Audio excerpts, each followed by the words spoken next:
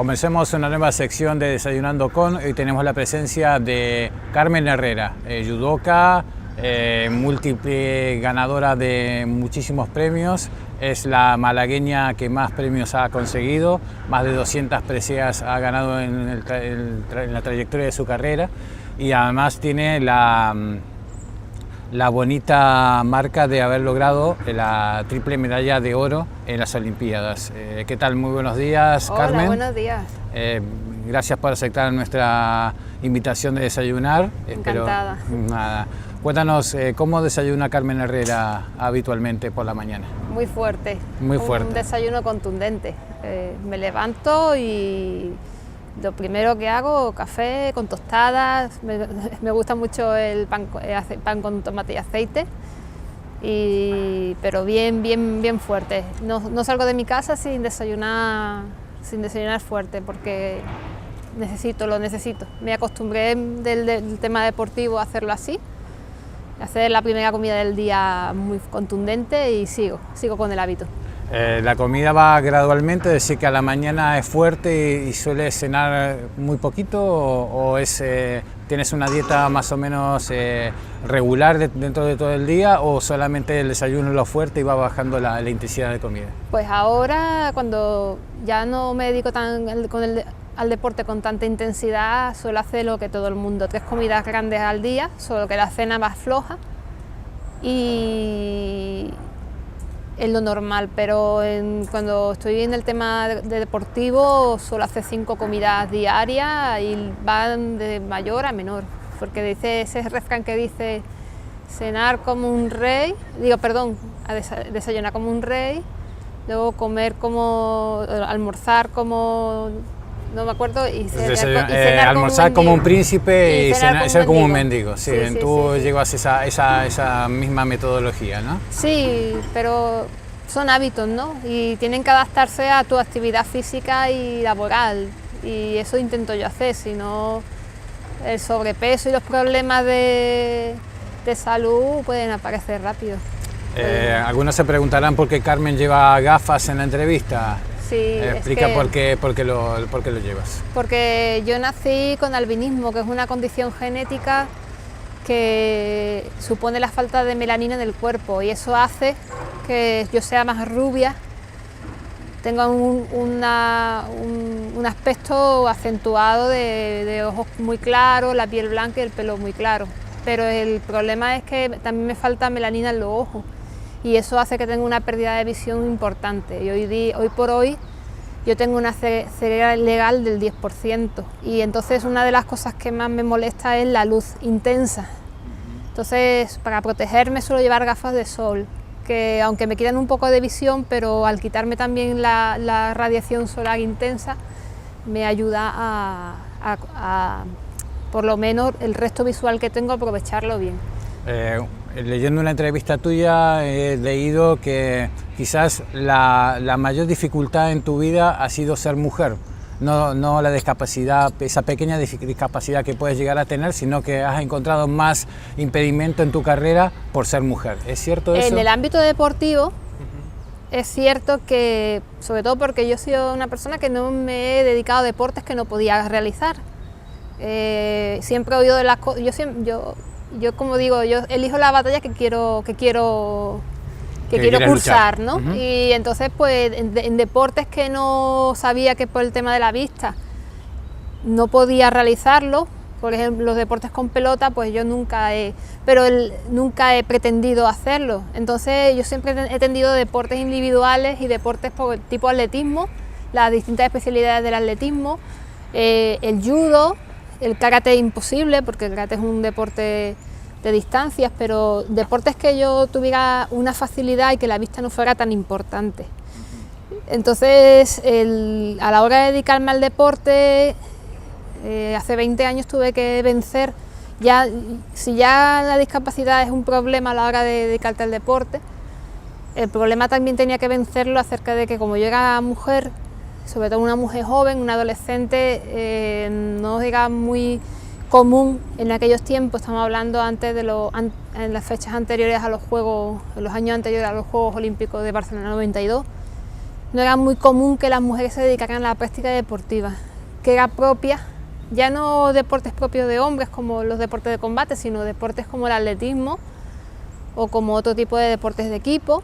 No era muy común que las mujeres se dedicaran a la práctica deportiva, porque aunque hemos avanzado a pasos agigantados, hay un pasado de muchas barreras que de precariedad deportiva, no solamente a nivel físico y de infraestructura, sino a nivel mental, ¿no? Antes la gente el deporte lo veía como algo muy accesorio, y ahora el deporte mueve multitudes, tanto masculinas como femeninas, y se ve muy normalizado, aunque todavía falta un trecho bastante grande para que el deporte femenino como tal tome un lugar muy relevante en la sociedad, porque aparte de estrellas puntuales que destacan en deporte y que han destacado anteriormente, pues el deporte femenino sigue ocupando en los medios de comunicación muy poco espacio comparado con el deporte, sobre todo con el deporte rey, que es el fútbol.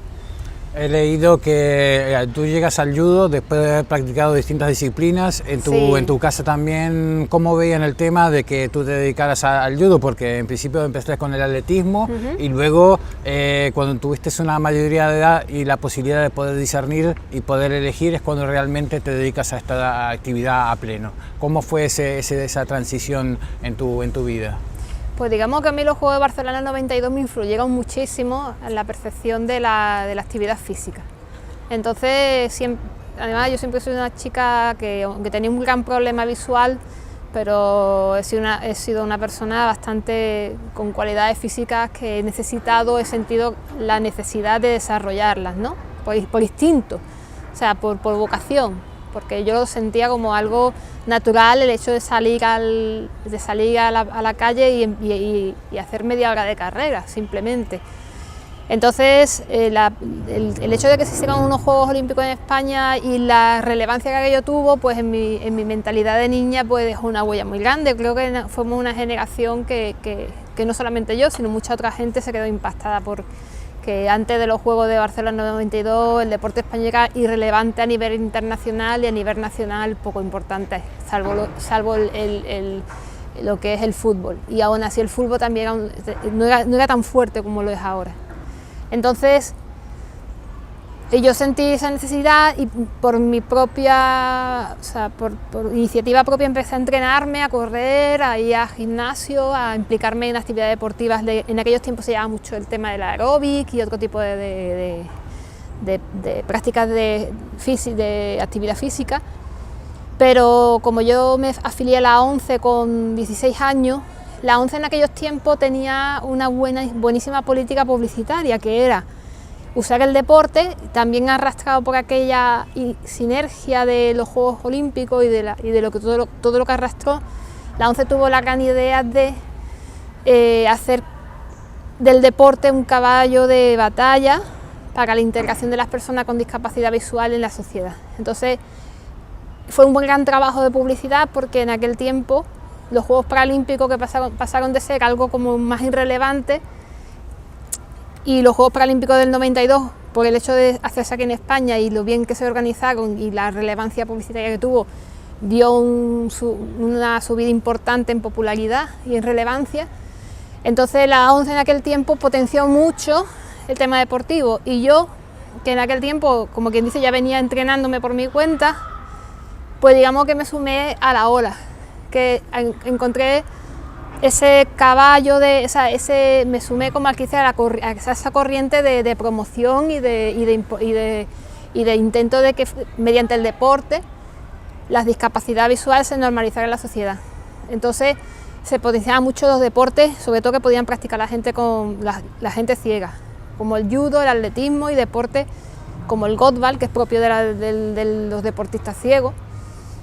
Y entonces pues yo digamos que encontré ese vehículo. Entonces para mí la discapacidad no fue un problema, en realidad encontré la corriente que lo potenciaba. Sí que es verdad que me costó convencer a mi entorno social de que aquello era algo importante y algo digno de, o sea, que por ser chica y pero ¿tú qué haces? Judo, y entrenas en club mixto, y entrenas con chicos y con chicas y tal y cual, y los viajes, las competiciones, pues es una cosa que no, que no era normal, que no era algo que tú llegas, el vecino hace judo y compites, pues no era una cosa muy normal. Y entonces pues creo que a lo largo de los años mi trabajo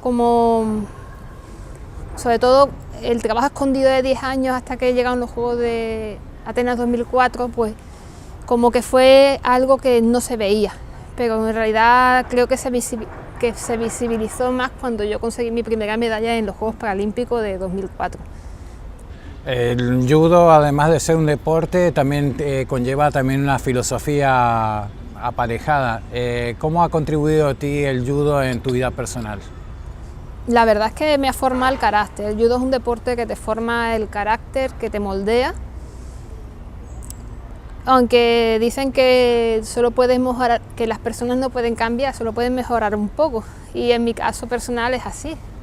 El judo ya de por sí es un deporte muy duro, muy sacrificado y una disciplina que, como todos los deportes de combate, son especiales. Yo pienso que los deportes tienen unos valores muy, muy importantes, pero los deportes de combate son especiales por el hecho de que tú estás peleando, estás combatiendo. Y entonces pues el equilibrio entre el respeto al rival, cuando se pasa de hablar del enemigo a pasar a hablar del rival, es un paso muy, o sea, es una parte de la filosofía de los deportes de combate muy reseñable. Es decir, yo cuando escucho en cualquier ámbito, en la política, en lo social, incluso en lo afectivo y emocional, cuando oigo a alguien hablar de enemigos, ese es mi enemigo, el otro es mi enemigo, el enemigo y el enemigo, digo mal. Porque en el mundo de la marcialidad el enemigo se le destruye, el enemigo está para destruirlo, para aniquilarlo.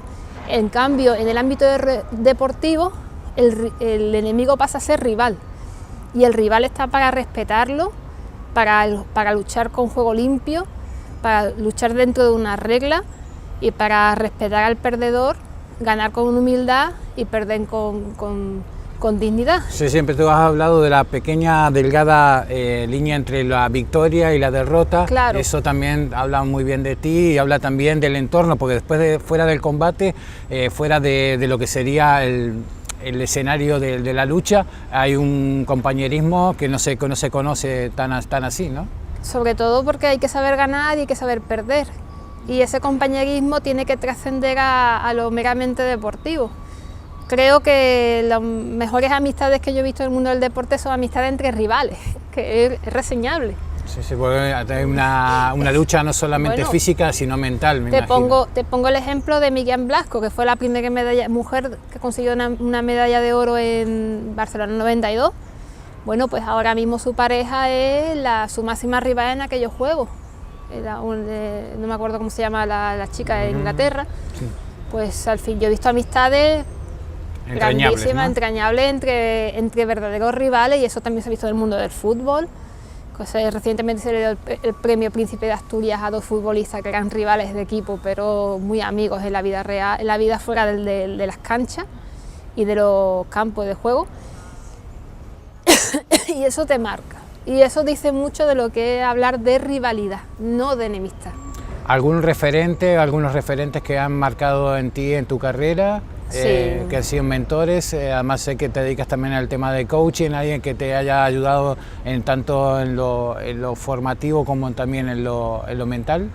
Referente, como quien dice, referente a nivel de alguien en quien fijarse, pues la gente que despuntaba en los 90 y principios de los 2000 en el deporte, como Isabel Fernández, como Muñoz, Miriam Blasco en el judo.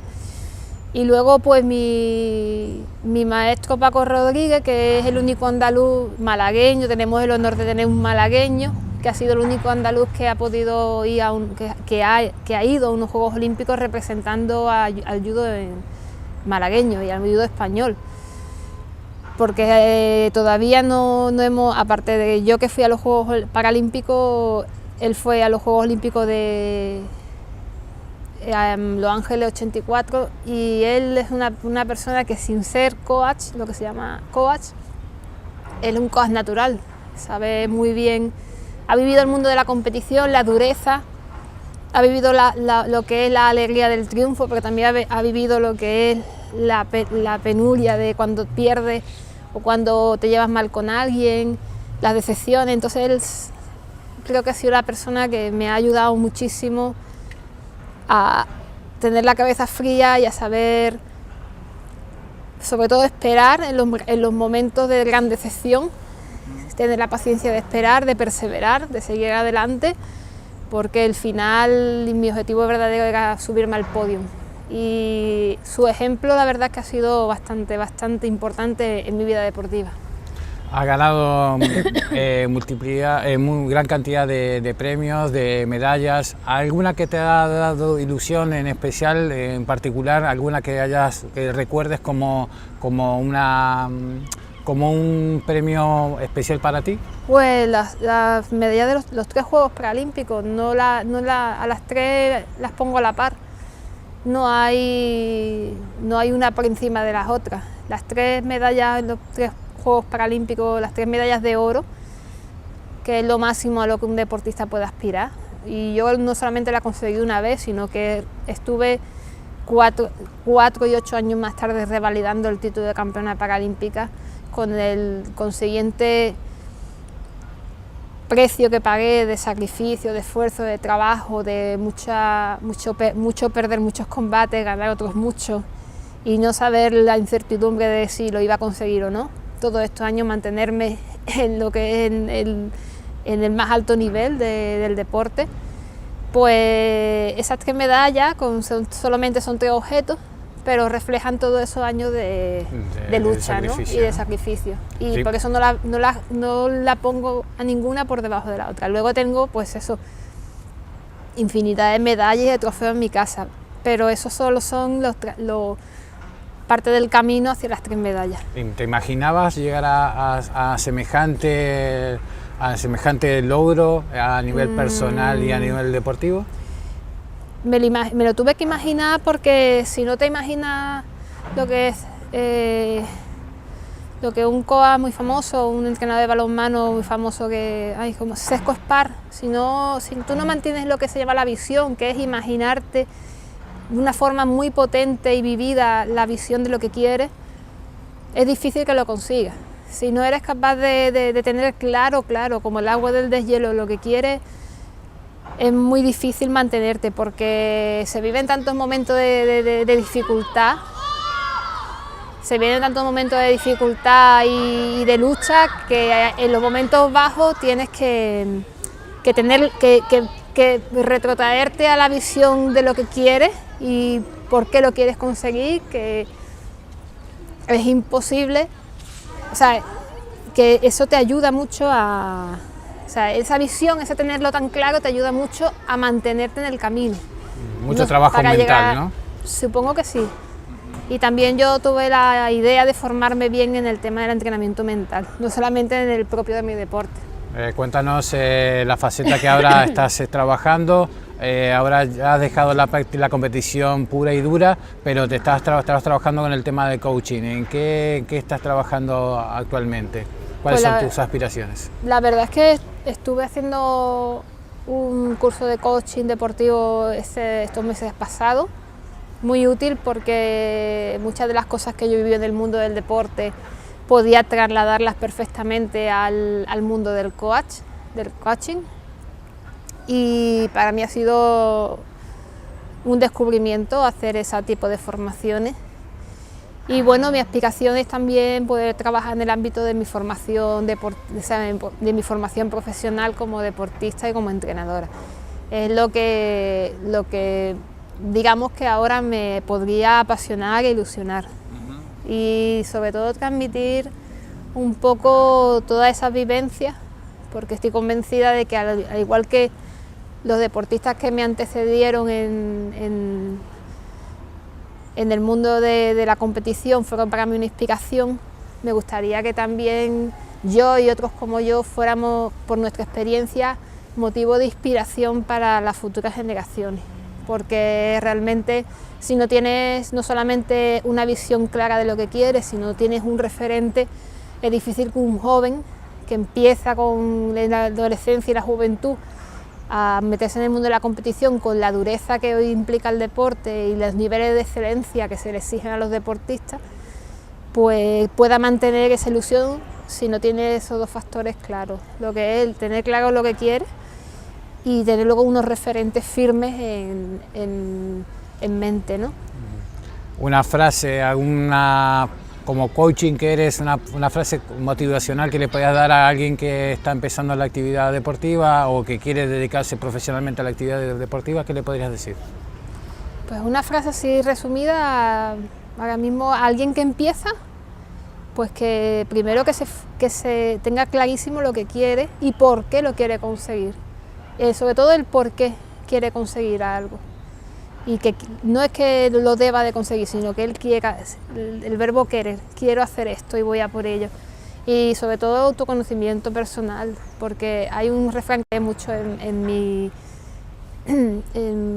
caminar deportivo, que el hombre que domina a los demás es fuerte, pero el hombre que se domina a sí mismo es poderoso, en el sentido de que el autoconocimiento y saber quién eres y por qué estás aquí y por qué haces las cosas es algo que es fundamental para mí, y el de encontrar un sentido al porqué a tu accionar en la vida es para mí algo que si te falta estás dando tumbo, no acabas de encontrar.